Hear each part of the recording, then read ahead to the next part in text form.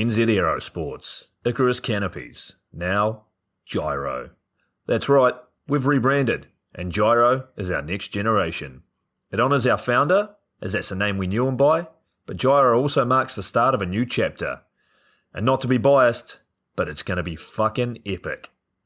Long story short, we're more us than ever, so if you're new to the sport, or even a Sky God Ninja Turtle, welcome. I think our valiant leader Lucy, Gyro's daughter, says it best. And we still got that fuck yeah attitude. Rebrand! Woo! Rebrand woo indeed, Lucy. Anyway, head over to gyro.com for more info and get amongst you legends. I was 19, broke, unemployed, and sold my girlfriend's canopy for drug money. So I thought I better sew her a new one. What a sentence, and what a story. This describes the humble yet outrageous beginnings of NZ Aerosports, the home of Icarus Canopies, in the words of our founder himself. From getting a paratrooper toy from his mom, watching parachutes at the DZ as a 6-year-old, jumping off the wharf with a parachute made from bed sheets, doing his first jump at 16, sewing his first canopy on a borrowed machine at 19, and starting to sell parachutes out of a garage in 1986, Paul Gyro Martin had an undying love for the sky. Our company started with one man with the wildest of spirits and a true blue sky dream, a renegade. In the time that Gyro created and ran the Icarus Canopies brand until he passed away in 2017, he pushed everything he had to its limits. We miss him, and we always will. Gyro is the next generation of NZ Aerosports. It honors our founder, of course, because it was the name we all knew him by, but Gyro the rebrand also marks the start of a new chapter, our next jump. Gyro is the space between sound and silence, art and science, chaos and calm. Gyro is a state of epic tranquility that transcends understanding. That moment, in the door, in free fall, mid-swoop, where nothing but the present exists. A perfect balance of euphoria and thrill. Gyro captures our passion for flying and our commitment to designing break-the-fucking-rules canopies that deliver pilots pure, wild flight. Hey gang, so I got a new book out. It's called The Upside of Fear, and it's exactly what you think it's about. It's about the good side of, well, getting scared. In it, we talk not only about the science and biology behind fear, but the psychology as well. And it's not just coming from me, it's coming from some of the best in the sport. Omar Alhigelan, Jeff Provenzano, Maxine Tate, and so many more have contributed their sometimes terrifying stories to the book to help you overcome your fear. So head to the lunaticfringepodcast.com. You're going to find the link to the book there, as well as the other books. It's available in ebook, paperback, hardback, and audiobook right now. Coming straight from the cockpit, it's another episode of Lunatic Fringe with the fucking pilot.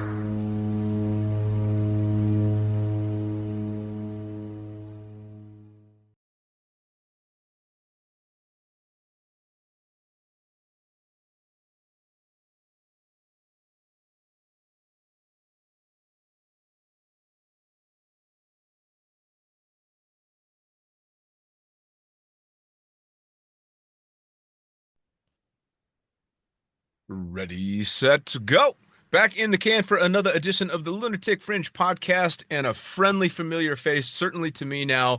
It's Chloe with Alta Psychotherapy. Jesus, look, I'm going to start it out right out the bat. How the hell are you? I'm good. How are you, Dean? I'm Nice to doing see you pretty again. good. You know what screwed me up is that's not how I've started any episode, 300 and something episodes, and this is the first time I haven't started it by saying, who the fuck are you and what do you do? Yeah. That's what I get That's how for my brains shifting work, gear. right? Yeah. So there's a reason I didn't do the normal introduction, and it's because we're starting off a series here that's going to be geared specifically towards a very overlooked subject, I think, in both my sport of skydiving and our community sport of base jumping, and that's mental health. And I think it's something that maybe gets talked about briefly in back rooms and in quiet whispers, but people don't it's really been an under talked about subject for a very long time in the sport. And I know we talked about it a bit on our first episode, but now we're going to be starting a series specifically geared towards what you do, which is helping people. Not just specifically in our sports, but geared pretty heavily towards it. And we've actually come up even with the name for the series that we're going to be doing, so people can look out for it. And what was the name that we came up with, and why?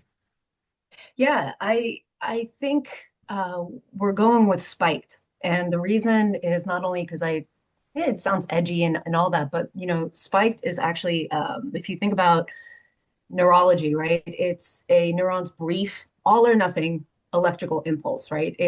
Or pulse. It's essentially it measures how quickly we react to something. So it otherwise called the action potential. So that measurement, that quickness has a lot to do with um, everything that, we teach at Alta Therapy around sports psychology when it comes to the mental gear checks, which is a program in and of itself. When we are thinking about mindfulness practices within the sport, it's just how quickly we end up firing and thinking about the very next thought. It could be emotional or the very next action, and that could be within sport or it could be guided by the emotional experience that we had right before we're about to act, right? Mm. So I think it's really relevant. I wanted to do this for a long time. And I just want to say, before we actually embark on this entire thing, seriously, thank you, because I've been wanting to do this for about 2 years now, to kind of, give out this information in a way that people are going to tune in. And then we can also hear feedback and start these ongoing conversations with information, like Mm. solid evidence-based information, what we know in terms of science, what we know in terms of psychology, and then put them in practice. And with that information, that feedback that we get from listeners, we actually can continue to improve the way that sports psychology and mental health practices are performed in our community, right? So I think spiked sounds cool. I think it'll make cool stickers, but I also think that the word itself is pretty powerful in the sense that that action potential and our potential to act is a measurement, and that gives us a lot of controllability when we're aware of it. Sure. Well, I mean, I'd say the word spiked fits our sport very, very well, right? I mean, both the word itself and the definition that you just gave, because it's all about thinking quickly and clearly and concisely and being able to manage while you're spiked all over the place, right? Right, right, exactly, exactly. So now today, bring us up to speed on specifically what we're going to be talking about today and what basis it has in our sport. Yeah, so I think a good place to start, honestly, is talking about sports psychology, taking a good look at it. Whenever I chat with people and I say sports psychology, everyone's eyes light up.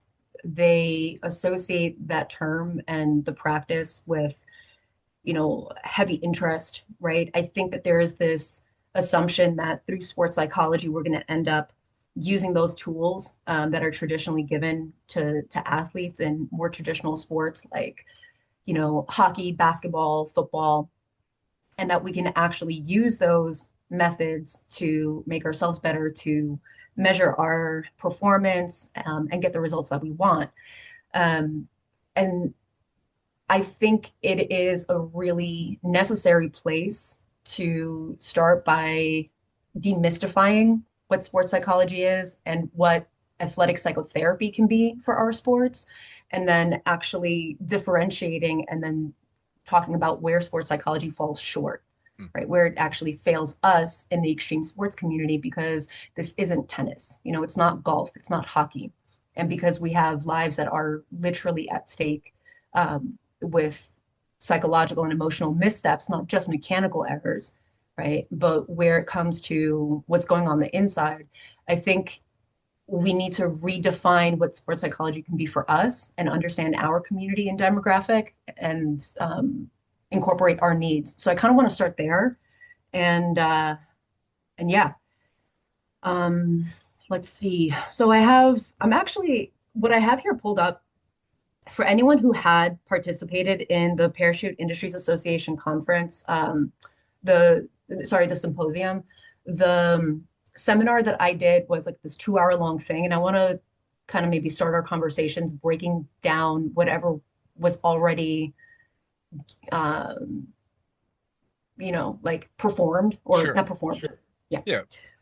I want to start by just kind of revisiting some of the things that were already given out to the public because there was a small amount of people there, and I just think that I want more people to kind of know about these things. So Sure.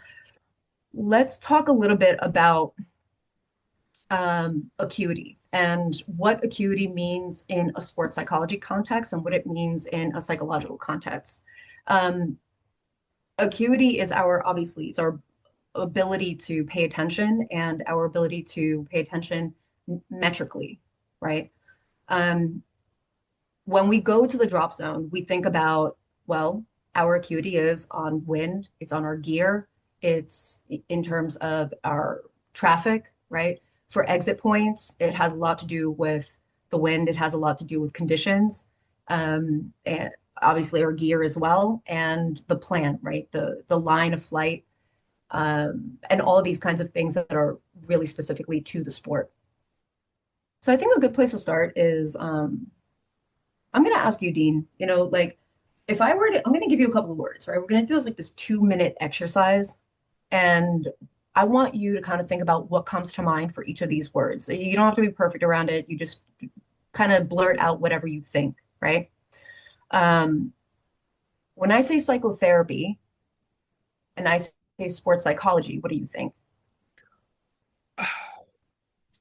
For me, the word psychotherapy still, maybe because of when I was raised in the action hero era, still has a negative connotation. It's oversharing. It's being asked to give information I don't want to give up. It's being asked to give up my strength, so to speak, and show weakness. Mhm. So I still have a difficult time using the word therapy and seeing myself in it, where if you just said, hey, let's have a chat about shit that went down, then I can handle that. So the word kind of throws me a bit. Sports Mhm. psychology is a different story. Sports psychology is the guy that helps that pitcher get into his head and figure out why he's fucking up his curveball. So it Mhm. doesn't have as negative a connotation to me. Mhm. Mhm. And it's interesting because you're using the word negative, and that would be reductionary. It would also mean that it's bad. It would mean that it's dangerous, right? It would mean that it's troublesome or problematic. Sure. And and I think that, honestly, I think that's why when anyone's talking about sports psychology or they associate me with it and they come up to me and they're like, wow, I want to know a little bit more about what alpha therapy does. I think they have the sports psychology part in mind because they want the results, Sure. right? They don't want to talk about how aspects of their development or personal issues can intercept or intertwine with their sport. They just want to talk about how their sport can give back to them Sure. whatever they can conjure up in their mind is good for them, Mhm. right? So, and that's what makes us avoidant, right? I mean, like that's what makes us an avoidant bunch. And to be honest with you, I've had experiences on my own where I've gone to the drop zone and all I wanted to do was escape my own realities outside of the sport and play and have fun. But those are truly the times where I've gotten injured, seriously. Sure. And why this is important is, I think, first off, to talk a little bit about, what athletic psychotherapy is and how I don't think any one of us should be here to sell psychotherapy. And I don't think we should or I should try to convince anyone differently. But I think it really is important to understand that, with sports psychology in mind, if you are just thinking about how to get an athlete to the desired outcome of their behavior within the sport, and you're not factoring in the uncontrollable, random, extraneous variables that go into that person's thought processes that will later dictate their decision making and their judgment calls, it does fall short, right? Sure. So it's kind of necessary, and it's maybe a necessary negative the way that you would think of it, like, hey, I have to eat my vegetables, right? Like I have to be able to eat the things that are nutritious for me in order for, even if I don't like the taste. But what I think a lot of people find is that there's a lot of alleviation and relief that comes from forging a safe relationship with a therapist. But this isn't to kind of convince any of our listeners that, Sure. they have to do therapy. Well, in regard to that, my negative connotations with psychotherapy are all just again, I'm a creature of the time that I grew up in, and you didn't Right. talk about your feelings and all that kind of stuff. The sport has drastically altered that opinion as real life was no longer something outside of skydiving. It was skydiving. To me, skydiving was real life. And my real life, lots of people got hurt and lots of people got killed and shit went wrong. And it could be really scary and it could also be incredibly wonderful. And I learned getting past some of the bad stuff and enjoying some of the good stuff came with talking to people who understood what was going on. Right. And Right. so Yeah. my opinion has drastically changed over the years. Yeah, but I am hearing how important it is to know where we come from and the ideologies that have been given to us and how we put them on as our own identity or our own worldview, right? I Mm, mean, we can go down multiple rabbit holes in that way to know to talk about like our belief systems. mm. And that's not really our fault. It's not really, those ideas are not inherently ours. They were given to us. Sure. And we have so many of these in our lives. And, I think it is an important uh, thing I think it's important for you to say that, well, I haven't always thought about therapy as a safe place. I haven't really thought about it as a place that I can find clarity and relief, and it can be for me and I can enjoy it, right? Sure. It's enough. I know, so thank you for that, because I'm sure that there's tons of people that also feel the exact same way, Sure. especially pilots, people in the military, especially anyone, even medical professionals, right? I mean, anyone who has ever been asked to put aspects of themselves completely aside to complete a task and to do that task well. I mean, that I believe is the ideology of extreme sports as long as I can remember it. Sure. You know, you just show up and you play, and you're supposed to just like, this is my therapy, Oh right? yeah. Well, and if you're a pro, you get the job done. Sketchy conditions, we're still Right. turning, get the job done. Right. It's always a go, go, go until, for a very brief, for instance, when I jumped at Cross Keys, there was always one guy that would be the first one to stand down in bad weather. And I would never allow myself to stand down before he did on a windy day. But as soon as he stood down, I had a mental permission. All right, I'm not the first. Again, it's bullshit macho garbage, but that was my thing. He had to stand down first, and then if I felt necessary, I could do that. A really weird little mental game I would play with myself, but it worked. Right. You know, Right. Yeah. So if I were to ask you ego and egotistical, what do you think, Dean? um, egotistical sounds very negative to me. If you're egotistical, you're throwing your balls in everybody else's faces. If you have it, everybody has an ego, which is not necessarily a bad thing. I believe that ego becomes bad if it's your entire identity, if that Hmm. makes sense. So that's the difference I see. I don't necessarily see ego as negative because everybody has one, but not Hmm. everybody's egotistical. Right. Right.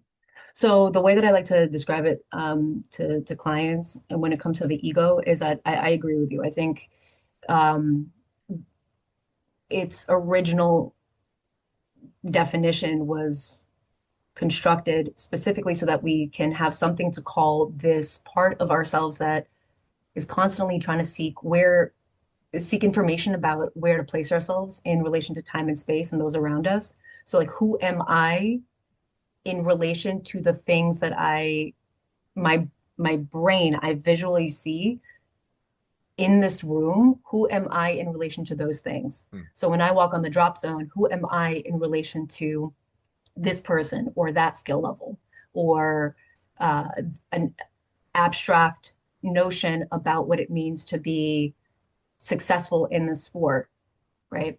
Or who am I not in Sure. relation to these things, right? So when you're really working with your ego, I think the first starting point is to identify how you see the world, right? How are you quantifying? How are you annotating, color coding? How does your brain work? And a lot of that has to do with your development. A lot of it has to do with just like we talked about in the previous two words, right? Like our notions, our ideologies that were given to us, those things are not genetically inherent. They're social constructions. And Hmm. because we're socialized, we learn these things. So with that kind of inquiry, I think that is a very important step. And then the egotistical part is where you start believing in who am I in relation to? Who do I need to be? Who am I not? And then that becomes the egotistical, like the exemplification of this, or the internalization, right, of your ego. Sure. Um, and that is not only rigid, but I think that without fluid inquiry as to what your ego is and how you see things, if you are not like healthily interrogating your belief systems every so often, um, it doesn't lead to resilience. It leads to the opposite. So Sure. you're going to try to force your situations or for who you need to be, your identity, right? And later in these conversations, like critical injury and the ego, we're going to talk about the identity as people kind of grow in their sport and become successful. Um, you know, I think also speaking to students or younger jumper and who they feel that they need to be or not knowing who they are, and trying to quickly attach an identity to themselves so that they can latch onto something. Hmm. I think all of these things in terms of the ego are going to be important. So I'm glad we're talking about that. But yeah, I agree with you about the difference in terms of ego and egotistical. Well, All right. it's funny when I had a realization specifically in regard to ego a bunch of years back because when I went to Dubai, I went as a pilot. And I was a jumper first. I always in the sport consider myself a jumper first and a jump pilot second. But I Mhm. went to Dubai and nobody knew me as a jumper. I was Dean the pilot. And for the first probably 2 years, I don't think I jumped out there. And I would always get the question, "Oh, are you like a jumper? Have you ever jumped?" And at first, I was insulted by that. These people don't know me, but all I'm thinking is, fuck you. I have almost 12,000 jumps. Of course I fucking jump. And I remember being upset about it. And then I remember trying to think, why does that bother me that this person that doesn't know me wonders if I've ever jumped because all they've ever seen me do is fly the plane. And I really had to think about that. Like, how wrapped up in being a jumper am I as opposed to being a jump pilot? Like, why is that an issue? And so I really had to come to grips with that. Like, okay, no, these people don't know that part of you, and your personality and your ego is not tied up in being a jumper now. To these people, you're just a jump pilot. So it was a Mhm. weird shift. A necessary shift Yeah. because you were able to let it go. Yeah. Oh, absolutely. It became a running joke, and I would either laugh and go, "Yeah, I've done a couple of jumps," or I would go, "Oh, fuck no, why would I want to do that?" Right. Because why Right. not? And Yeah. it was a big thing to be able to let that go. Yeah. Yeah. And further to that, I think of base jumpers and I think of their relationship to death, dying, mortality, um, living, and I think in extreme sports in general, we have this kind of elephant in the room for some, and then front and center for others, with this conversation of what it means to be living and our relationship to dying and being dead. Mm, Um, and so that I think is also an important place to kind of think about, like when it comes to the ego and when you are making certain decisions, there are people who have thought about it, and there are people who still get into extreme sports. And I gave this example, sorry for the caveat, but I gave this example at PIA. I said, well, I would be a pretty crappy surgeon if I walked in and didn't have the expectation that I was going to see blood, mm, right? I would be a pretty crappy soldier if I walked in to, combat and I didn't think that I was going to see a person get shot or right. that I was going to have to shoot a person, right? I mean, this is something where you go into the sport, and if you are just thinking about the results that you are seeking for yourself, the good ones, that you're going to just have fun, you're just going to play, and your life will become more robust because of your experiences. That's only a segment, but we also have to factor in what the ego takes inventory of in terms of like, or what, sorry, what our egos have in terms of our stock, our inventory for where we stand with death, where we stand with dying, where we stand with critical injury, where we Mm, stand with, um, being disappointed when what we believed in ourselves in terms of competition doesn't play out, and how that ends up having like ramifications moving forward. So these things are really complicated and it's an ongoing practice. But I do think that when you think about your ego and how you see the world and how you see yourself in it, it it's just, it opens up like a life practice, mm. right? It's just something that you end up kind of like, you get on the drop zone, and if you're connected to it. Again, do I think it's realistic to ask every single listener or even myself or you or anybody to like constantly be doing this work? We need some breaks, and we don't actually do this, Mm. right? Not all the time anyway. So I think a practical approach to that is, literally factoring in time at least either once a week or a couple of times a month, where you're really asking yourself, what has actually been happening in my life Sure. and how do I see myself, right? If a person's not doing this at all and they're just sort of going with the flow, I can't speak to the person who's choosing that lifestyle, right? That's also something that's okay. But if you feel that you want to stay connected to those parts of yourself for the purpose of further inquiry and, being more acutely aware, that acuity and how it connects with your performance and your safety in the sport, then there's a really structured way to do it that is pragmatic and you can implement it, right? And Sure. that's kind of what we teach when it comes to the mental gear checks. Well, I mean, I know that for me personally, it all started very early in the sport for me. First off, I was a nervous student, not when I jumped, but the day before or the morning Mhm. of. I had given myself a turnaround point on the highway where I could turn around guilt-free and go home if I just wasn't feeling it. So I was in tune enough with myself to know, hey, I might be a little too fucked in the head to go out and make a jump. And then, sadly, but fortunately, at least for my personal career, when I was still a student, there was a fatality on my drop zone that I had to face facts with before I'd even become a licensed skydiver. And I'll never forget the first time that I jumped after having been told that there was this fatality. The rig that I was given to jump was the one that he had died on. Oh my Um, gosh. was student gear, rental gear. Right. Um, and I had to very early in the sport answer the question for myself that some jumpers never answer or have a lot more time before they have to, which is, am I really willing to face what might happen? And it was a very hard thing to go through, and I did it on my own. I muscled my way through it, but it in the end was a fantastic learning experience because I answered a lot of questions for myself. I knew when to tap out. I knew when enough was enough, but I also learned very quickly on that very first jump back that death in the sport wasn't enough to keep me from jumping. That it wasn't when I graduated, it wasn't when I got my license that I considered myself a skydiver. It was the instant I let go of the plane on that jump. Wow. That's when Well, I let me became ask a you. skydiver. Yeah, yeah, yeah. I hear that. I feel that actually, and I'm empathizing with your younger jumping self, right? Like sorry, your Sure. younger self jumping. But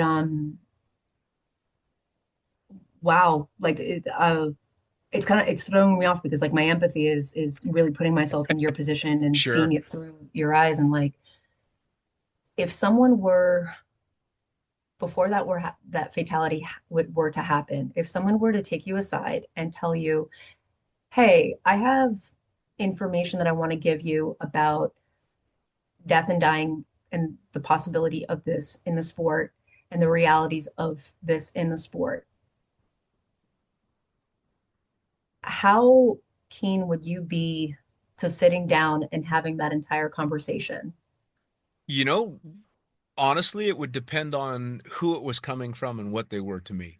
If I think back to when that happened, had it been Bruce Henderson, my first tandem instructor and my AFF instructor for the whole thing, if he had pulled me aside, I would have been all ears. I had a little bit of hero worship on this guy. He was the total Sam Malone of the drop zone. He was just the whole package at the time. If he had pulled me aside, that would have been amazing. If it had been, say, the owner of the drop zone or a random instructor that I didn't know quite as well, I probably would have paid it lip service, but I wouldn't have really been tuned in. Um, Yeah. Now, obviously, that would be dramatically different because I've lived it. But back then, it would have had to come from very specific people for me to want to listen. Right. I appreciate that answer. And I want to tie it back to what we're doing here Mm, and why it's one of the goals that I have deep, either like in my heart, right, for this podcast is that our conversations turn into a familiar place that Alta, myself, and anyone associated with the work that is happening here can be a trusted source where people can talk. sure. Because going back to uh, your sentiments, your earlier sentiments on psychotherapy, it's exactly why so many people don't go to psychotherapists, right? There's no way that I have had trouble trying to find the right psychotherapist who understands my lifestyle, who understands me, who isn't going to misdiagnose me, who isn't going to ask more questions than I need to answer so that I'm their educator. And if someone who were to just claim to be, kind of a sports psychologist and a psychotherapist walking around without any familiarity, right? And talking to someone who they don't have a relationship with, there isn't trust that's already built, who's then preaching about, hey, well, there's these mental gear checks and there's all this information and let's talk about the realities of the sport. I think that it would be very difficult for that person to have a buy-in, and rightfully so, Oh, yeah. Oh, right? my So, instant reaction if it were to be a therapist outside the sport that tried to start that conversation would be politely go fuck yourself. It really mm, would. Mine I will sit down and talk with any skydiver because we have a shared community and we have a shared experience, even if it's a newer skydiver. We have mhm. those hurdles that we've had to overcome. But for someone outside the sport, no, no, no. In that respect, I would still be 100% against it. For someone in the sport, bring it on. Absolutely. We as a community know what we're talking about. Yeah. And you're saying anybody in the sport, but what if there was like you were younger, there's an old timer who's seen so many things coming up to you and just wants to give all of this information and is sort of like laying it on you, right?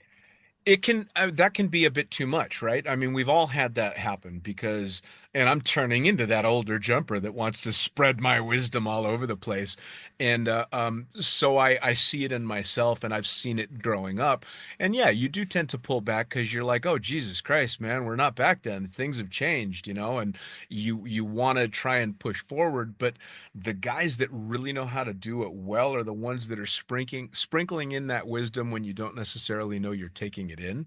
and they're fun anecdotes and stories that you want to listen to. And it's not just setting you down like grandpa popping you on his knee, teaching you a little lesson. And I think Hmm. that's the big thing too, because we're a sport of alphas, and alphas don't like to be preached to.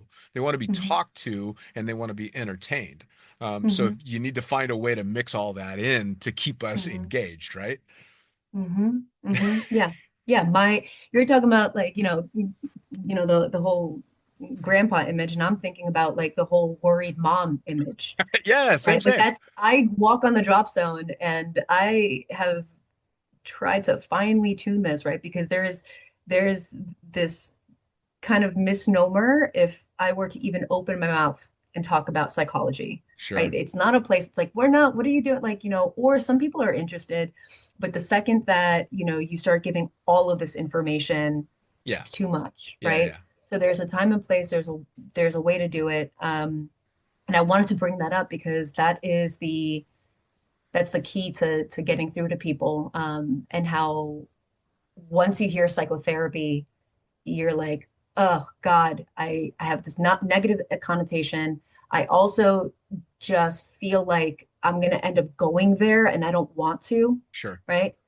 But in the sport, you will go there in one way or another. All of these things are going to end up being your lessons. And whether you want to look at critical injury or whether you want to look at death, you eventually will in one way or another. Sure. And I appreciate your example, although it's your reality, right? Of Sure. the morbidness of putting on this rig, but then also how much of a wake-up call that really is. Like you are right there with Yeah. it. Yeah. Yeah. Well, I would Yeah. imagine for you too, you walk on the drop zone, and for people that know what you do for a living, it's a reputational thing, right? Because psychotherapy and mental health in general has a reputation. And reputations, once they're built, take next to no maintenance to keep up. And it's not necessarily a positive thing. They think you're going to come and try and tell them, oh, you need to do this and you need to think that and you need to Right. feel this and deep breath and centering. And, so people have these images, and it's Right. not your reputation. It's the reputation of one of the part of the practice that you represent. And it's very difficult to overcome that reputation. And it's very difficult for people like me to let go of preconceived notions and go, oh, wait. This doesn't have to be that. This isn't touchy feely, lay down on the couch and tell me about your mom shit. This is very specific to what you're going through and what you're living on a daily basis here on the drop zone or standing on the cliff getting ready to flick something. Mm-hmm. Mm-hmm. Um, I find my way to talk about all of those things, but it doesn't, it's the how I'm going to tie this in is that although most people don't want to go there, some people really do, and some Sure. people genuinely want to talk about where they come from, and what has happened to them. But even if a person doesn't want to, the it, eventually what I find is that every single human being that I've ever spoken to will bring us to relevant places eventually because they know that they have to revisit those. They know that their opinions, their perspective comes from everything that they've ever been impacted from. So I don't push it, right? But let's get into this other term called trusting the process. I think we hear this a lot, trust the process. Mm, And, trusting the process in terms of confidence and competence is kind of tricky, right? Because when you have a new jumper and you're talking about, you know, just go out there and have fun, right? Just go out there and do whatever uh, go out there and enjoy the process, enjoy the skydive. Sometimes you don't really know what a student is actually asking you. Maybe they're literally asking you, what do I do? In right at the door. I really want to know what exactly is it that I want to like, what do I do here? What do I do in my holding area? Um, and so in PIA, when I did this presentation, I had this picture of myself in my AFF jumpsuit, real picture. I think Rob Stevenson took it. And I remember it was him that I asked, like, what do I do? Like, what does one do, pray tell, in the holding area? And he's like, oh, you have fun. And I'm like, what? Like, what the fuck does that, what does that mean? Right. What do you mean? What do you mean I have fun? And he's like, yeah, you play. And I'm like, um, okay. But I was literally asking, no, like actually, like, what do I do? Yeah. Like what do I do with my toggles? What do I do with my planning? What do I do? And so you don't always know like what a student is experiencing internally, right? You don't always know who that student is on the whole, right? They could be a very analytical person. They could be a very you know, metric based person, and that's how they have fun. Sure. Right. And that was me in a nutshell. It could be that they just want to go there and feel the excitement. That's all they want to do. They want to move intuitively. All they want is their kinesthetic abilities. They want to just sort of like feel the movement. And every single student is going to have the like some blind spots because of who they are. And sports psychology methods, right? If you were to let's take a look at okay, let's see. So we have this Fitz and Posner's stages of learning method. This methodology was made in like 1967, super old, very linear. It just goes from, your cognitive state, right? So you go from a thinking state to then making associations. And then you go into, it should be that you go into like this automatic, because, practice quote unquote makes perfect, or maybe practice makes progress, goes into this automatic, long-term memory bank, and then you're able to use it, right? So we jump 5-5, break off, right? 5-5, bye-bye. Or is it square? Is it there? Is it square? Wait, what is it? Is it there? Is it square? And that's the joke that I gave at PIA, where it was just like, by association, do I need to, 10 years in, need to know, is it there? Is it square? Is it steerable? Is that how it goes? No, I just need to end up ingraining it somehow into my mind, where I understand what line twists are, and I understand what a horseshoe is. I understand what a bag lock is. I understand how it feels, and the sport is incredibly dynamic depending on multiple variables, right? And so that's what makes us much more acutely aware of our surroundings and the variables that we have to, so it's never going to be linear. So from this automatic process, Fitz and Posner, and this is seen in the AFF model. So, you're learning all these things just like school. You're supposed to memorize them, and then they should be automatic. You should be able to perform them well. And then from there, attention is required. And then you're supposed to reflect. Well, how do you think that went, right? How do you think your jump went? You go back with your instructor, and then, they hear you. Okay, well, they were able to pay attention to this. They weren't able to pay attention to this. So much, maybe 70, 80% of retention and attention that was required. Good enough. We'll pass them. Right. Right. That's what the AFF model currently teaches. It's the way in which the information is taught, right? It doesn't teach how to think, it teaches what to think. And then there's practice time. So, okay, now, from 8 to 25, go out, do your solos, do whatever you got to do, and thumbs up, feel it out. And then after that, congratulations, you're a skydiver, right? Everybody, you get a stamp on the head. Everybody's like, okay, whatever, you get pied. And there's this like initiation or inauguration into like being a skydiver, and you feel like you are a skydiver, and you feel like whatever that means, that identity means that you should know, right? But I think for a lot of younger jumpers, there's and appropriately so, they know that they don't know a lot, right? So what's the assumption here? That you did a couple of things to some workable degree, you kind of sort of prove that you're able to, and that's good enough, right? Now, I know that there would be a problem for instructors if they were to teach people how to think, because they would be with a student for a long, long time. You wouldn't be able to finish the AFF program in a week. Sure. right? And so that's why I wanted to create this mental gear check protocol and the system and this sort of curriculum around how to think and become more dynamic, right? Because this Fitz and Posner's methodology, like it really does fall short in Sure. terms of learning, right? So, and they focus more on like motor learning, right? Movement. So moving forward, if you were to think about dynamic systems theory, it kind of comes a little closer. And I encourage people, maybe at the end we can attach some resources, but I want people to kind of read on dynamic systems theory, especially in sports psychology. That does help us come closer. Um, and the reason is because it focuses on nonlinearity and adaptation. Mm. So you are having constant conversations and you're taking an inventory of wind change.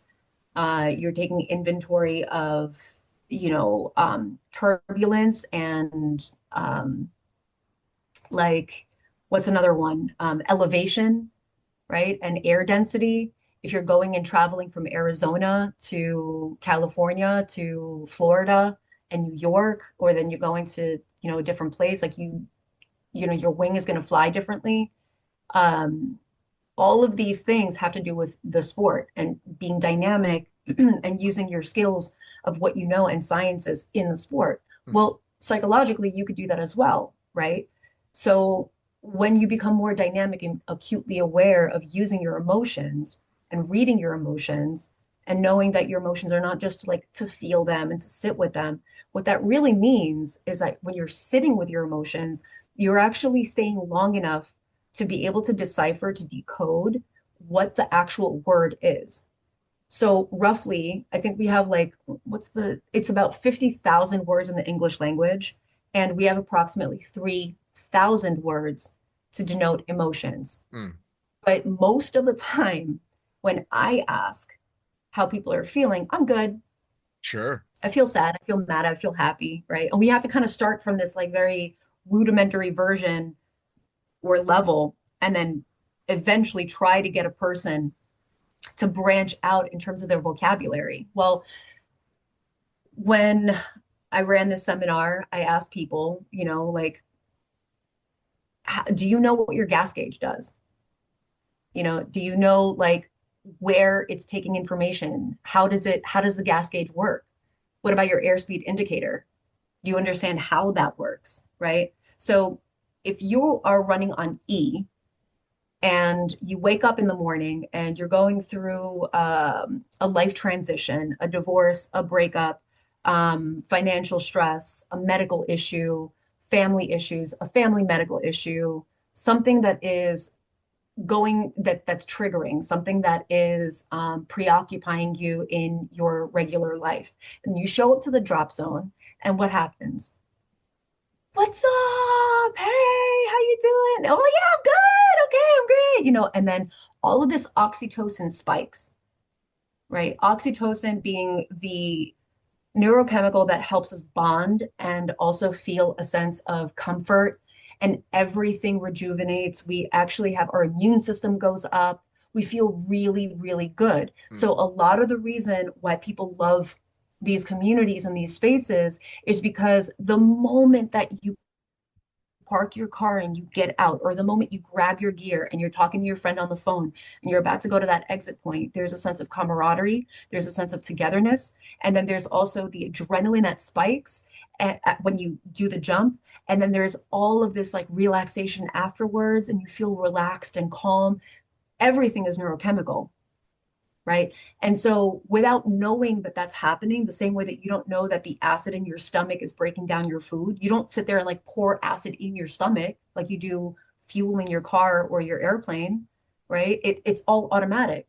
So words, though, although we have 3,000 of them, they were made by people. Mm. They're constructed by people. Like other people had to sit down and hodgepodge words together to be able to become super specific on what exactly is happening. And that is the entirety of our gauge, Mm. right? In our dash. We have this really, really fine ability to gauge exactly what we feel. And when we can do that, we can then figure out exactly what we need, right? So if you're running on E, then you need fuel. Mm. Like, period, right? Yeah, That's a very easy example. So, but if you're running on low on something and it's bad, then you really won't know what you need. sure. You won't know if you need diesel and you're driving a diesel. You won't know, et cetera, right? Jet A, blah, blah, blah. So, so that's kind of like where I start when it comes to these mental gear checks is really understanding how emotions work and using them practically in our lives. And so you have this this dash that becomes more and more complex, more sophisticated. Mm. I mean, skydiving, any extreme sport, I suppose, it doesn't necessarily lend itself to sharing the emotional side of things. That's something that people have to learn to do. But self-examining, everybody should be doing. Like Hmm. that should doing that. How am I feeling today? Even if you're not willing to share it with anyone else, how am I feeling? Am I feeling okay about jumping? Am I feeling okay about being on the drop zone? Is there something fucking with my head? Is my attention being taken away from the sport in a dangerous way? Those are things everybody should be asking themselves all the time. I Hmm. mean, it's also a Hmm. very difficult But they thing don't to, know how to do that. yeah, for sure.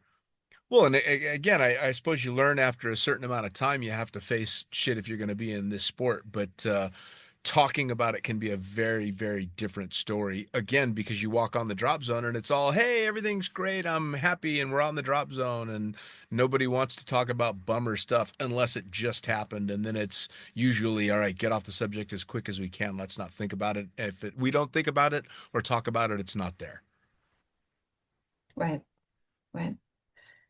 And that's the thing. The goal is it's not to eliminate chaos, right? It's to help jumpers navigate it effectively. Sure. It's to help us recognize that like you can't get rid of the weather and then have perfect jumps.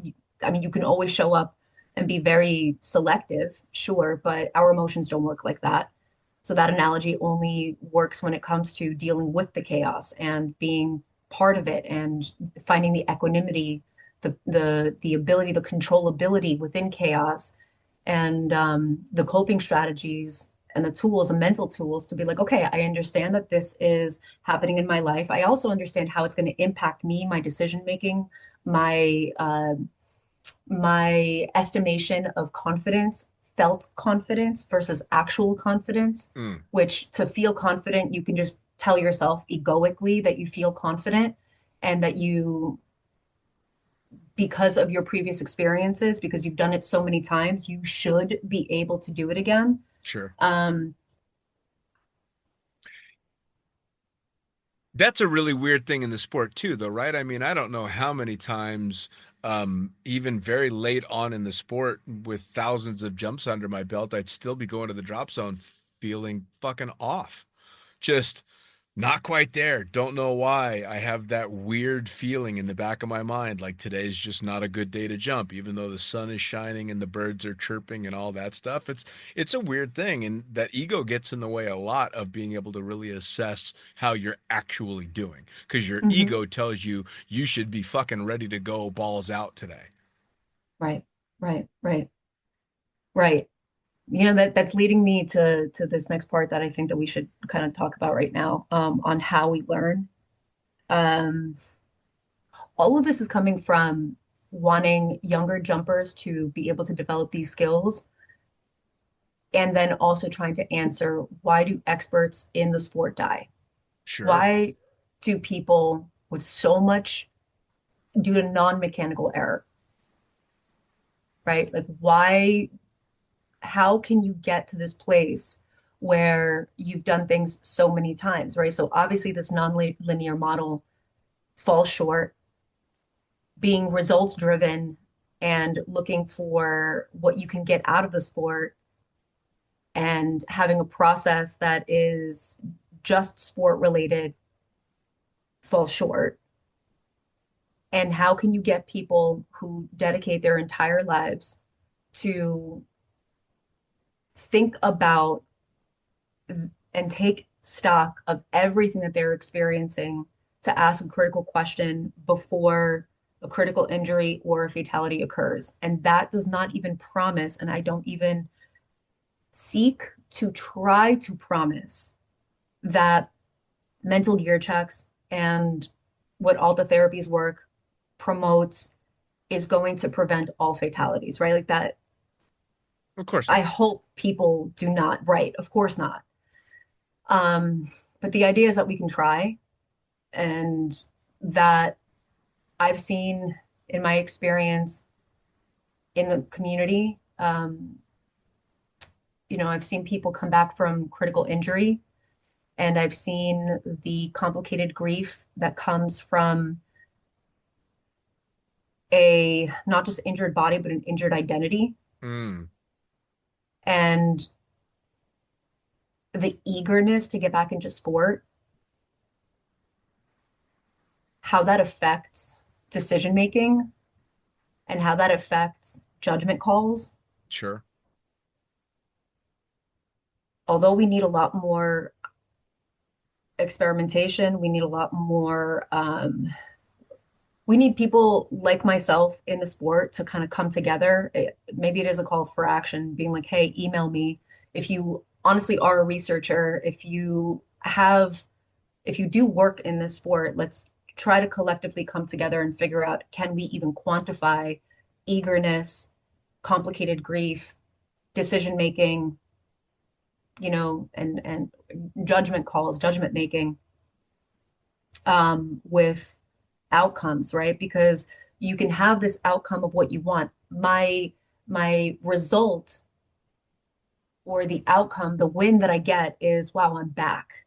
I get myself back, right? Sure. How many times people say, I just want myself back. I want to go back to where, and anytime that I hear a client talk that way, we have to really pump the brakes and talk about grief, Sure. because there's no way to ever go back. Like, I will never go back to my prime in jujitsu. Hmm. I will never go back to 2018 to 2016, 2014. Well, I'm never going back there, Hmm. you know? Um, and that's okay. It's something that I personally deal with. And, that's why I think that this introspection is really important, because if you're living with grief, it is going to predicate the the behaviors that are right up next for you. Sure. And there's grief, but then there's also like the idea of receiving accolades or success in a career, right? So you become a sponsored athlete, or you get into Red Bull, or you complete a really awesome, visually captivating project and receive so much attention for, or you become, not only you go from being like a not so known coach to a renowned coach that is constantly doing camps and moving forward, and running these events, and all of this, all of that has to do with identity and what what box we put ourselves in, and then how we make decisions moving forward has to do with eagerness. So Sure. eagerness to me has this like underpinning of time. Quick. I'm eager, right? I want to go from point A to point B fucking quick. Yep. And that might be quicker than we need to be able to take full stock of what we're feeling and what's actually going on, to be able to make better judgment calls. Sure. Well, and I mean, to a lesser degree, even if we're not talking about injury and stuff like that, you can go from being a very solid, very comfortable, very strong mental instructor. All your tandems are flawless. You're doing everything perfect, and then you have one student take you for a ride, and it can throw a wrench into people's brains so bad that one ride, all of a sudden, everything that they've built up to and all that they thought they had become, now they're questioning, because one teeny little student put them on their back and had them working their ass off just to make it a safe skydive instead of the badass jumps that they always do. And I've seen it before with AFF instructors, with tandem instructors, that they get knocked down a peg or two, and it can be incredibly hard to get back to and accept the fact that sometimes shit goes wrong.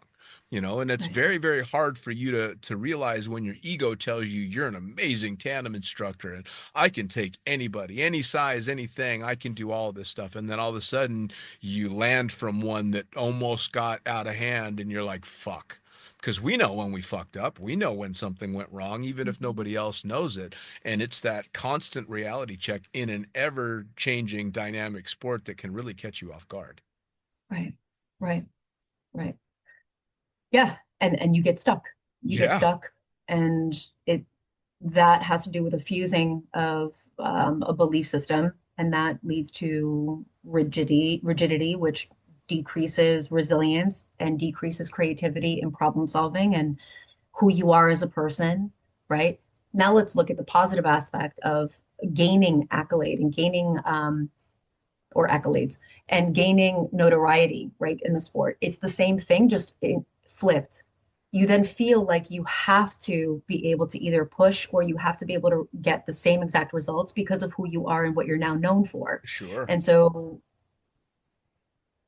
whether that feels like there's extra momentum, like pressure, or whether somebody is just completely identifying with who they are Mm, as, someone who's, who rides in terms of proximity flying, right? Or in terms of swooping, or, is pushing, but they really believe it's this felt confidence that they really believe by way of where they've gotten to that they have gained entry to this space with their abilities, right? So sure. like I have the ability to perform and outperform myself and get to this place because of the fact that I have shown myself all of the things that I have like, accomplished Sure.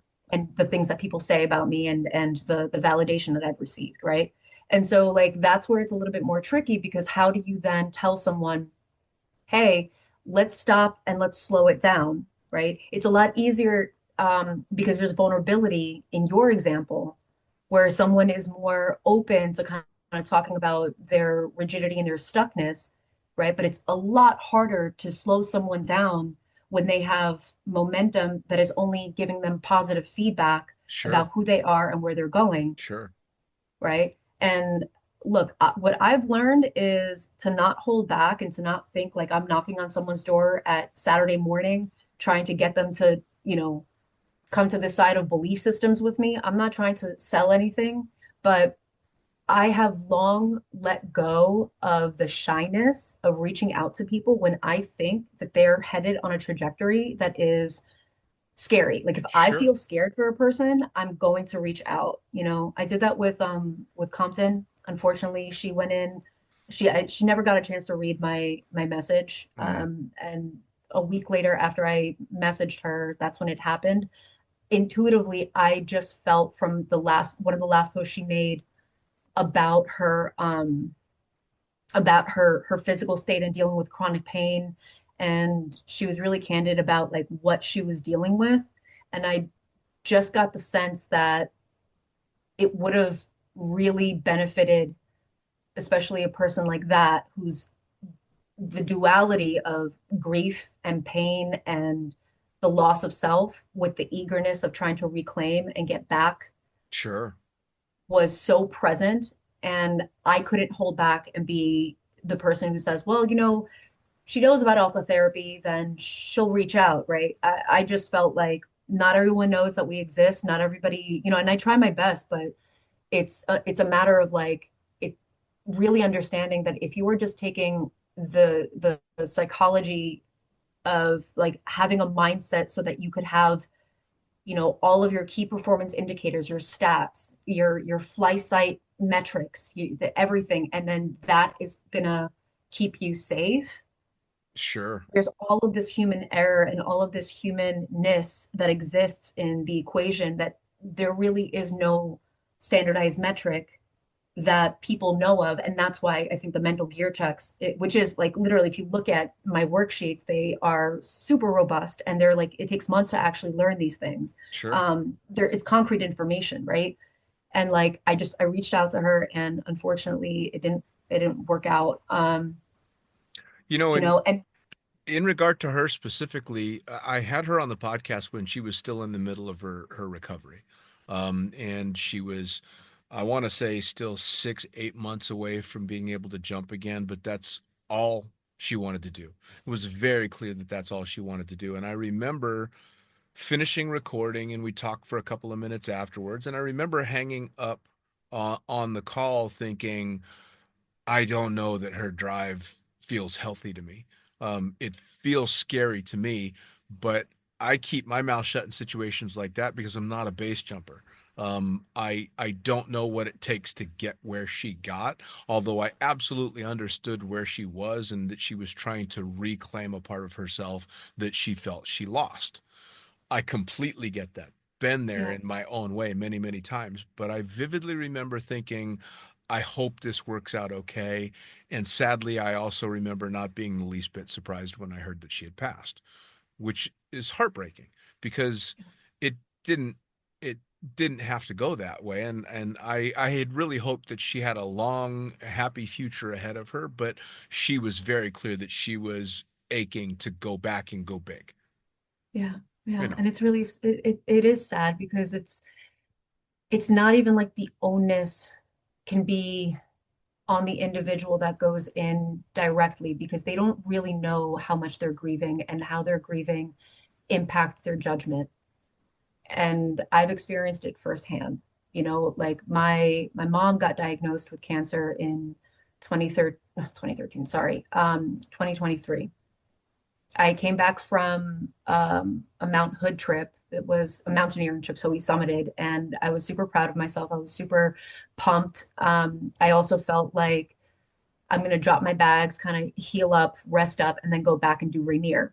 Mm, And that was the time where I was getting back from, I think, several years after COVID of just being ripped away from jujitsu, which was my entire life, because I had moved from New York to Florida, and I still haven't gone back really to jujitsu, and that's still a deep, complicated grief that I actively work on, but it is so difficult without actually taking part in the sport anymore. So I guess I'll leave that for another time. But the point I'm trying to make is that it was like complicated grief that was resolved from this mountaineering trip that was the elements of what I needed to feel alive and to feel proud of myself were similar because it's like this all-encompassing thing and it's super strategic and you plan and measure and calculate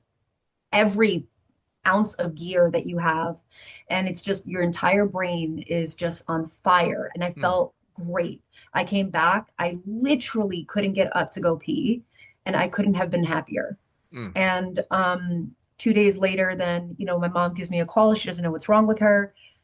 And it turned out that it wasn't one thing, it was not the other. It ended up being that we thought it was stage 2, but it ended up being stage 4, and it's like this incurable form. My mom is still alive right now. It's 2025. But when I left Florida to go to New York, I thought I was packing for a 2-week trip, and it ended up being 3 months of just absolute grueling, graphic experience that traumatized me. And Mm, all I could think about was the only coping strategy that I had was to think about what it was like being on the ridge of the mountain right about to summit. mm. Because Mount Hood is like when you're about to summit, you also have to walk I don't know, like 50 feet or something, maybe less or more.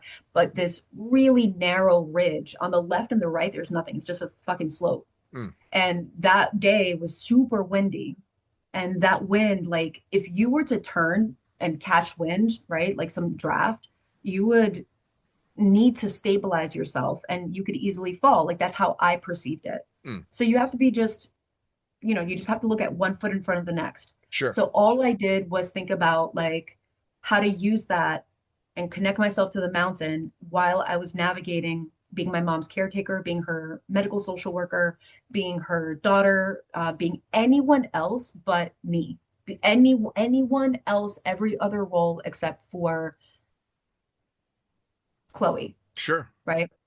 Um, and so just try to think about like the impact, like the ebbs and flows, if it were on a chart of like going from complicated grief from jujitsu, COVID, etc., to then like rising up and feeling, wow, I have myself back. Hmm. I feel reinvigorated, to then complete loss of self and complete, you know, the ground underneath and all the walls shaking, right? About, family Hmm. and my mom's health and who I am. Taking whatever I possibly could from my experiences that were the most invigorating and using those in my navigation of trauma and grieving and difficulty, Sure. right? And then coming back to Florida and being like, fuck this. It is like 75 degrees. Hmm. It is 0 to 8 mile an hour winds. So in my mind, I thought, oh, it's a no win day. I'm gonna fucking swoop and I'm gonna do a downwinder and I'm going to nail it. And I played conservatively the first day and came so close to the water because I've never actually done that. Hmm. I came so close to the pond, and one of my friends was like, "Yo, what? You just like, oh, that was so awesome! Like, I cannot believe it." So I was like, "Oh, Hmm. it must be that I am now a swimmer. Right. I have now gained entry into this entire, identity, and therefore I must know what I'm doing, Sure. right?" I never gauged how angry I was Hmm.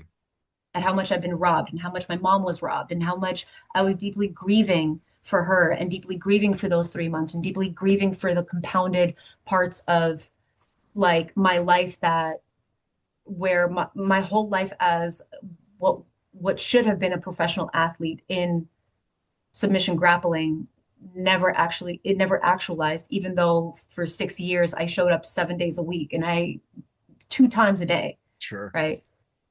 So all of that being such a multi-layered cake, but then compressed into like a truffle, Sure. right? You don't gauge that, right? So you can't necessarily look at someone who's already passed. And this is not for us, right? This is for everyone who's listening. Like you can't necessarily look and be like, oh, well, um, she pushed or he pushed too hard and that was it, because it's so much more complicated. And I really believe that the majority of people don't know. Sure. Oh, absolutely. No, I've seen it a million times in the sport. We all see those people that we think are, from the outside are pushing way too hard or pushing a little too far and sometimes you're right and they are and sometimes they really are that much on their game. And I know from my experience talking now to some of the elite competitors in the sport, especially in canopy piloting, which in my opinion is by far the most dangerous discipline in skydiving, that a lot of them really do now pay attention to the mental game and really do evaluate how they are and where they are and what kind of headspace they're in before they're going out to do that because they know it's such a fine line between success and failure in that sport. I mean, 1 meter too low and it goes from a beautiful swoop across the pond to maybe just a hip check or maybe a tib fib or a fatality. And they know that because it's just on a razor's edge. For me personally, the sport was made infinitely easier for me the day I woke up and realized I was never going to be the best at anything in skydiving. That was the best day I ever had. I woke up and went, I'm never going to be a swooper. I don't need to push. Nobody's ever going to be impressed with my swoops. I'm never going to be a free fly world champion. I'm barely hanging on in half of these skydives. And that just knowing, hey, I don't need to push this hard. And I certainly don't need to try and go out there and impress anybody because all I'm going to end up doing is getting hurt. And if I don't get hurt, chances are nobody's fucking watching anyway.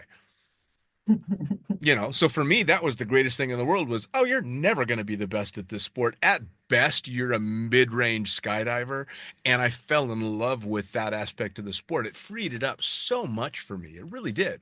It just made the whole thing just kind of go, ah, now I can just Yeah, keep myself safe and enjoy it. yeah, I know.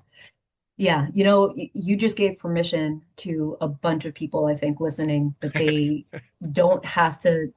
Right. That's the part of the being the egotistical, being egotistical and then letting it go and recognizing that, your ego, like who you are in this space, doesn't have to be, and then that's flexibility. Yeah, So for all people who are listening that may feel like, well, I have to figure out at least what discipline I care about, or I have to figure out,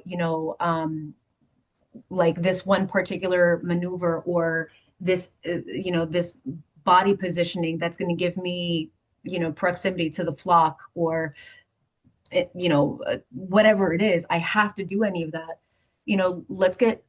Let's get finite with these details, right? Like more granular. Do you have to like relinquish all of your care?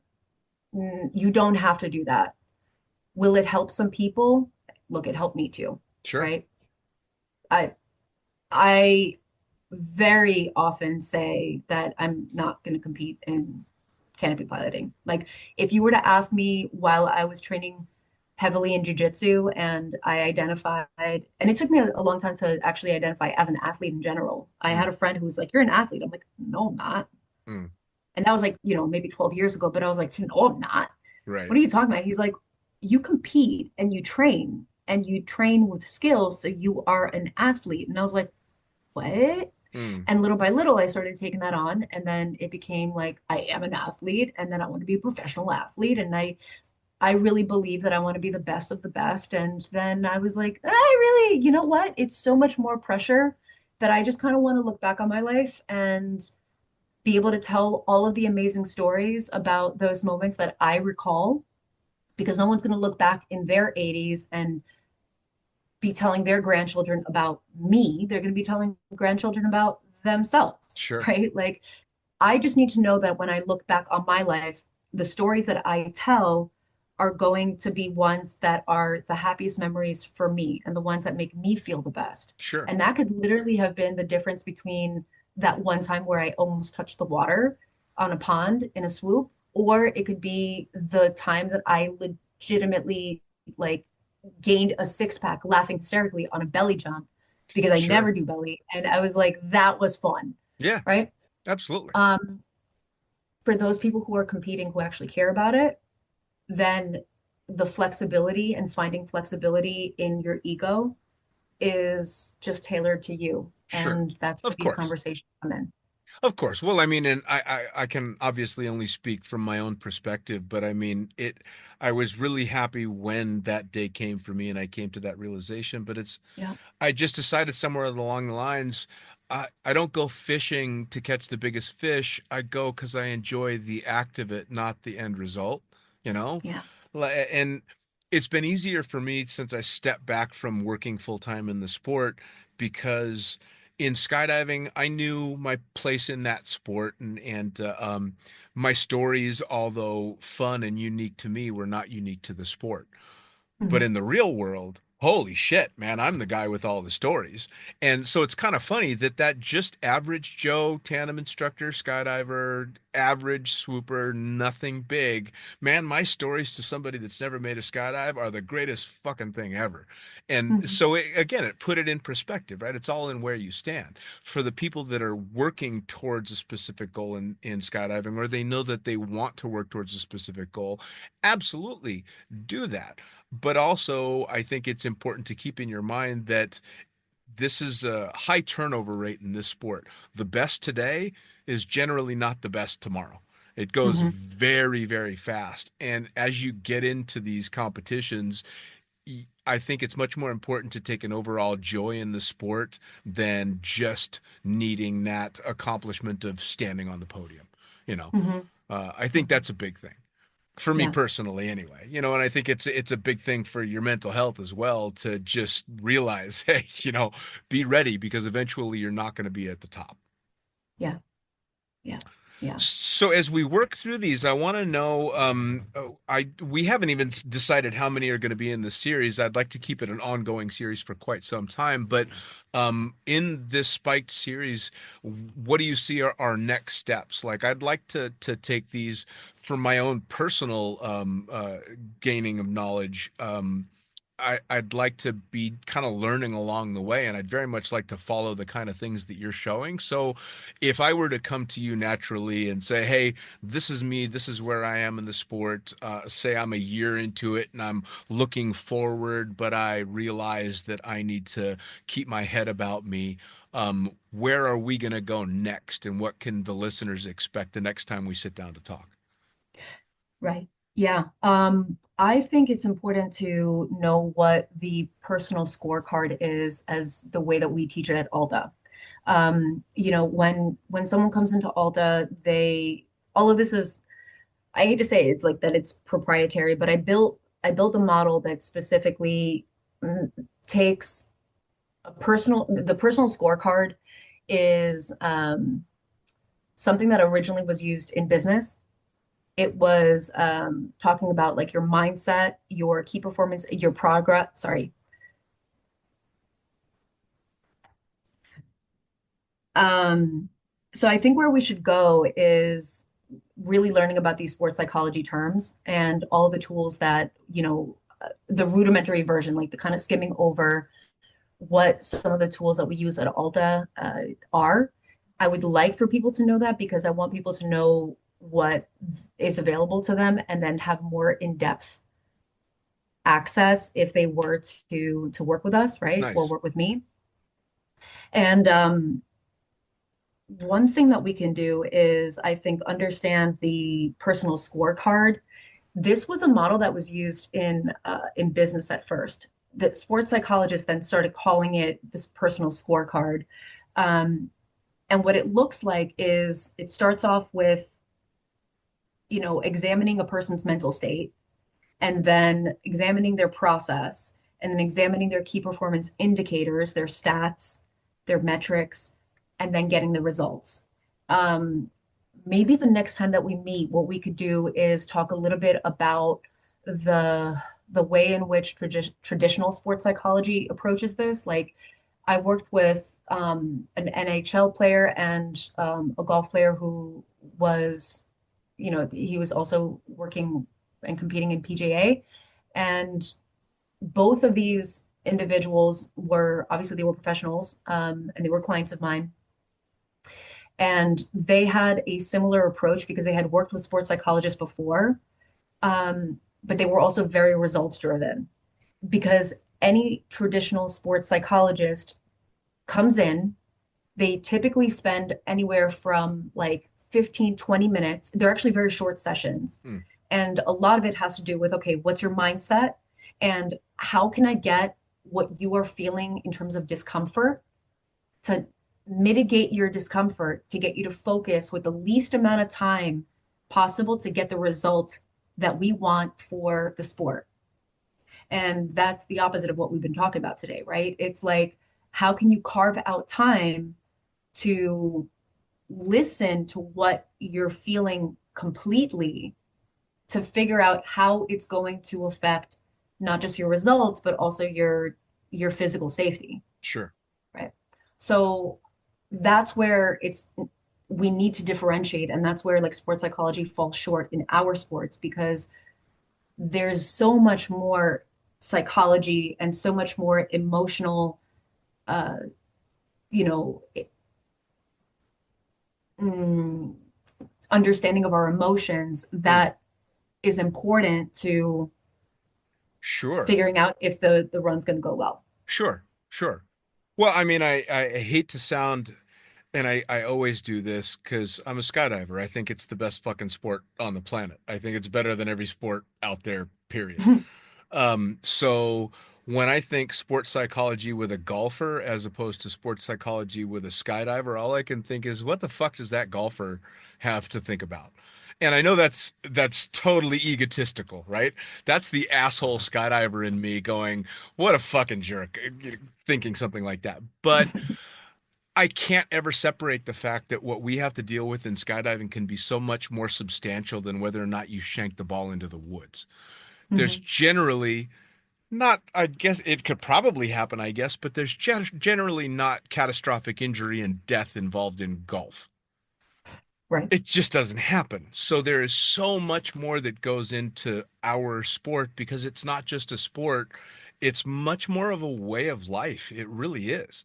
You know, I have friends that have stopped skydiving for years that absolutely will always identify as jumpers, even if they never touch a rig again. And I Right. think that that's very unique to extreme sports. You know, we've crossed a threshold that most people cannot imagine crossing, and in doing so, we fundamentally change not necessarily who we are, but certainly what we think we're capable of. But Right. with that comes a lot of mental baggage that takes a lot of sorting out. And if you're not the type that can dig into yourself, you're going to need help with someone that can help you, Right, right, you know? right. That is the idea. That's the idea. So our episodes are going to be focusing shortly. I think the next two episodes we should focus on sports psychology, specifically for skydiving and base. Awesome. Um, I think what I'm going to get us into is understanding the personal scorecard, the rudimentary version of it. Cool. And then if anybody's interested, they can always reach out. Talking a little bit about origin story, what that means. There's other terms here that I'm going to shoot out here just so we can have, for continuity's sake, it can seem familiar on the second, maybe third episode. Mm, We have dissolving the fantasy, why that's important, or dissolving the nightmare and why that's important. Emotional oscillation and being able to gauge how our emotions tend to oscillate and tips and tricks to feel that. What I really mean is understanding the feedback trifecta, your brain with your cognitions, your emotions, and then how that then figures into your behavior, right? So that is what we call the mental state, and that's part of the personal scorecard. So when we start becoming more acutely aware of all of the things that create our outcome and behavior, and we put that into practice, that's when I want to start hearing back from all of the listeners and seeing how effective have these conversations been for you. mm, And then I think we can probably pick it up basing off of what we hear back from everyone mm. and bring it somewhere else. The last place I think that's going to be really important, and I'd like to invite some people on to our conversations here to join in, is really thinking about critical injury, life after critical injury, catastrophic injury, the differences. Because all of the work that Alta Therapy does, from the fun stuff like actual sports psychology for, that tailor in like your general mental health, to, catastrophic injury and where people cannot come back Sure. from their injuries to the sport and how to deal with that. The entire gamut of psychology and skydiving and base. Sure. Well, and there's also, and I know we'll cover it because it falls kind of in the middle of those two, but long-term reduction in physical capacity over so many years of jumping. There's not a single jumper that I know that's been in the sport for any length of time that doesn't have aches and pains very specific to our sport. There are more jumpers that I know of with fucked shoulders and trashed necks and really painful backs that suffer on a daily basis. I haven't slept through the night in 20 years due to shoulder injuries, neck injuries, strains, sprains, all of that stuff. And I am one of thousands and thousands of jumpers that go through that every single day. And they don't take into consideration the mental hardship that places on you. You finally see it when people just break down, and it happens. I've seen jumpers literally in tears because they're just in pain all the time. And no matter what they're doing, it's very difficult to put up with that kind of constant pain and not have it affect you drastically mentally. And so that's a big thing that I personally want to get to because that's something that I deal with every day, and I've learned how to cope with. This is just fucking life, but it's hard when that starts to soak in, and you might be a 20 something with rubber joints thinking, that's not going to be me. We have GoPros and everything's light and easy now. It's fucking going to be you. every single person living here, you will have some type of injury, some type of pain that comes from skydiving. Even if it's minor, I promise you it's going to happen. So the quicker you get ready for that, the better. So Right. yes, catastrophic injury, but I mean, it doesn't necessarily have to be catastrophic to be lifelong. Right. I will for the rest of my life, I'm going to deal with the ramifications of the sport that I chose to fall in love with, and I'm okay with that, but it still doesn't mean it's not a lot of work to cope with. Right. Right. Well, I'll tell you what, I look forward to that. I definitely look forward to, for everybody that's listening out there, if you're hearing topics that you really want to chime in on, you have questions about, even if you don't want to give a name or don't want to actually talk on the podcast, I'd love to have questions sent to my direct messages at the Lunatic Fringe podcast on Messenger is the easiest way, or you can do the same on Instagram, the Lunatic Fringe podcast. Send questions that you have in regard to this kind of stuff. We can keep it completely anonymous, but you can have some answers and maybe think about things slightly differently. So as we get through these episodes, send questions and we will absolutely get to them.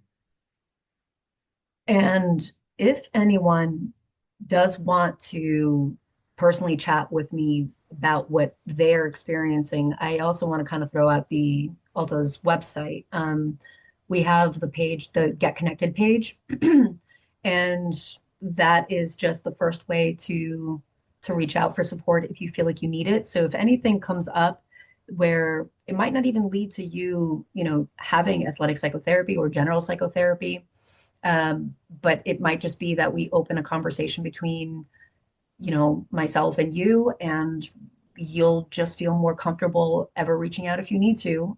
It's altatherapy.org. You can also find us on Instagram, and that's just Alta Therapy. Or find me, Chloe _ or hyphen, one of those, at Alta Therapy. And that's my Instagram handle. But, I really encourage people, if they want more information, to go to our website, and we'll take it from there when it comes Awesome. to just the one-on-one. Awesome. Well, I know Yeah. that right now our general plan is to try and do one of these once a month, maybe once every 3 weeks, 4 weeks, however it tends to work out. But I have a feeling a lot of people are going to take some real value in it. And I know that, like I've already had one longtime listener and skydiver, a gentleman by the name of Pat Chapman, reached out and said he was really looking forward to this series of talks, because as a longtime jumper, he's had to obviously overcome hurdles and overcome grief and overcome loss in the sport. And he is just one of thousands and thousands and thousands of jumpers that have to do this on a daily basis. So I think, as with anything, more information is better. Chloe, thank you so much. Amazing as always, and I really look forward to keeping this series going. Thank you. Thank you, Dean. Likewise, of course. Fantastic. See you soon. Have an amazing day. We'll see you soon.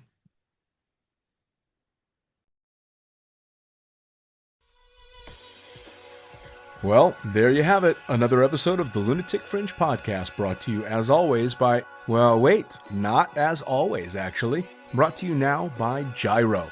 Formerly known as NZ Aerosports, you'll head to gyro.com for their next level line of canopies. By Pussfoot, the extreme sports collective. Head over to pussfoot.com to check it out.